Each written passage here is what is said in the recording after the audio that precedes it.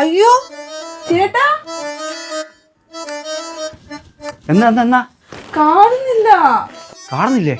എന്ത്? ഇതിന് സാധനം കാണുന്നില്ല. എന്ത് കാണുന്നില്ല നീ പറയുന്നേ?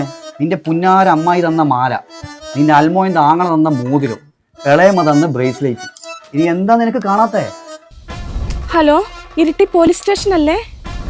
ഹലോ, ഇരിട്ടി പോലീസ് സ്റ്റേഷൻ അല്ലേ? Hello, Iritty police station. ഞെട്ടിക്കുന്ന പ്രതിഭാസം. ഇരിട്ടിയിലെ സ്വർണ്ണപ്പെട്ടികളിൽ നിന്നും സാധനം കാണുവാനില്ല. സ്വർണ്ണപ്പെട്ടിക്കകത്ത് സാധനം കാണുന്നില്ല. ഇത് ഇരിട്ടിയിലെവിടെയാ സ്ഥലം?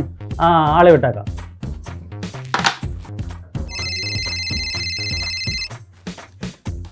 ഹലോ, സ്വർണ്ണപ്പെട്ടിക്കകത്ത് ആളെ വിട്ടേക്കാം. ഹലോ, അവിടെ സ്വർണ്ണപ്പെട്ടിയിൽ സാധനം കാണുന്നില്ലെന്നോ? ശരി, ഓക്കെ, ആളെ വിട്ടേക്കാം. കുഞ്ചാക്ക, മേഘനാഥൻ, അയ്യൂബ്, ജോസിയേട്ടൻ, കിസിലി ചേച്ചി, ഇവരുടെ എല്ലാം സ്വർണ്ണപ്പെട്ടിയിൽ നിന്ന് സാധനം പോയിട്ടുണ്ട്.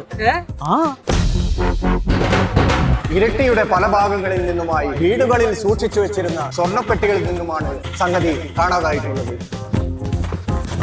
സാറേ, ഇതിലെന്തെല്ലാം ഉണ്ടായിരുന്നത്?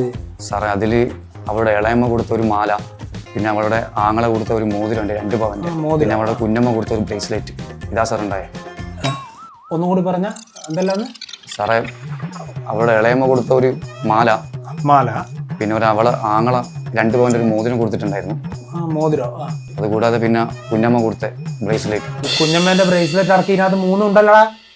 നീ രാവിലെ അടിച്ചിട്ടാ അവന് പൂജിച്ച് നോക്കണ. സോമേശ കള്ളും കൂടി സ്റ്റേഷനിൽ വന്നിട്ടുണ്ടല്ലോ, അടിച്ച് ചെള്ളാൻ തിരിക്കാണ്ട് പോരാ. മനസ്സിലായി എനിക്ക്? സാറേ, വളയും മാലയും നല്ല സാറേ കാണാതായത്. പിന്നെന്താ? എന്ത് കാണുന്നില്ല നീ പറയുന്നേ? ഇനി എന്താ നിനക്ക് കാണാത്തേ? അതല്ല, പിന്നെ ഈ ജ്വല്ലറി ബോക്സിന്റെ മുകളിലെ ജ്വല്ലറിന്റെ ലോഗോ കാണുന്നില്ല.